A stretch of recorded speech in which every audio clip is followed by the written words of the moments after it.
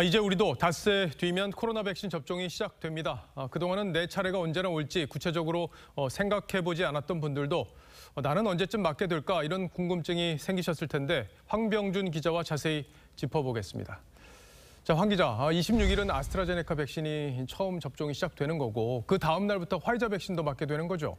네, 그렇습니다. 정부는 오늘 코백스를 통해 구입한 화이자 백신 11만 7천 회분이 오는 26일 우리나라에 들어온다고 밝혔습니다.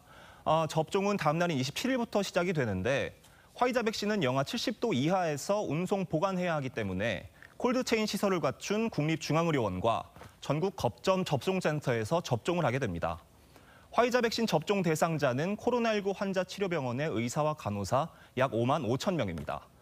요양병원과 요양시설의 65세 미만 입소자와 종사자 약 29만 명은 해당 시설이나 각 지역 보건소에서 아스트라제네카를 맞게 됩니다. 예. 자, 그러면 65세 이상 어르신들 이제 언제 맞을지 궁금하실 텐데 언제부터 맞게 되는 겁니까? 네, 미국에서 하고 있는 아스트라제네카 임상 3상 결과 고령층에도 효과가 있는 것으로 나타나면 곧바로 접종을 하게 됩니다. 정부는 4월까지는 이 자료를 넘겨받아 검증을 할 계획인데요. 설령 검증이 늦어져도 화이자나 얀센, 모더나 등 다른 백신을 접종할 계획입니다. 이 개학을 앞두고 이제 학부모들도 걱정이 많으실 텐데 어린이와 청소년들 여기는 언제 맞게 되는 거죠? 네, 어린이와 청소년, 교사들은 일단 백신 접종 없이 1학기를 보내야 할 것 같습니다. 교사들의 경우 신학기에 맞춰 접종이 필요하다는 주장이 제기되고는 있지만 정부안대로라면 3분기, 그러니까 7월 이후에 보건과 돌봄 교사부터 맞을 수가 있습니다. 건강한 일반 성인들도 3분기에 접종합니다. 18살 미만의 어린이와 청소년은 임상시험 자료가 없어서 현재 접종 대상에서 제외돼 있습니다.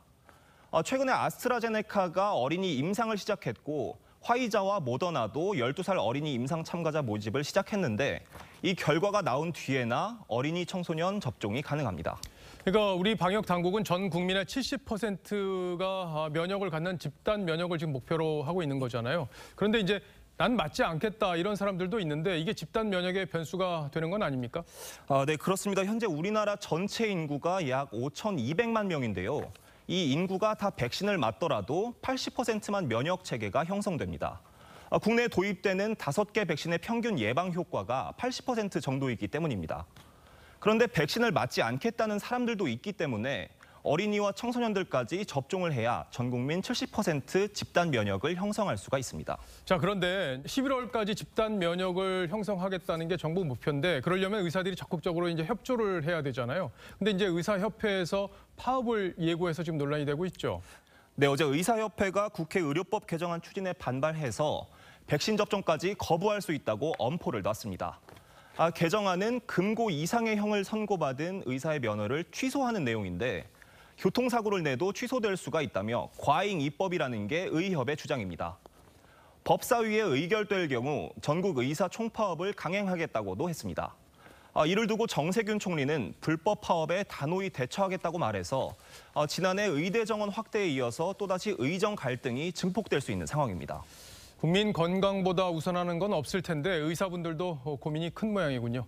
잘 들었습니다. 지금까지 황병준 기자였습니다.